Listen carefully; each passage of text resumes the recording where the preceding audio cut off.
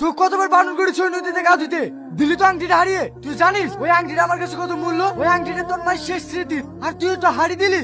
সম্রাট, বলেন কর্তা। গ্রামের সবাইকে জানিয়ে দাও কাল সকাল 7টার সময় যেন নদীর ধারে সবাই হাজির হয়। আমি আমার বউকে অনেক ভালোবাসতাম। সে 12 বছর আগে এই নদীর পানিতে ডুবে মারা যায়। তার স্মৃতি বলতে একটা আংটি ছিল, যেটা আমার ছেলে এই পানিতে হারিয়ে ফেলেছে। তাই তোমাদেরকে বলছি, যেভাবেই হোক ওই আংটিটা খুঁজে বের করতেই হবে। যতক্ষণ না পাওয়া যাবে না, সবারই খাওয়া দাওয়া বন্ধ। যাও সবার নদীতে আংটি খোঁজা শুরু করো। শোন সম্রাট, আংটি না পাওয়া পর্যন্ত যদি পানি থেকে কেউ উঠে আসে, পানিতেই ডুবে মেরে ফেলবি।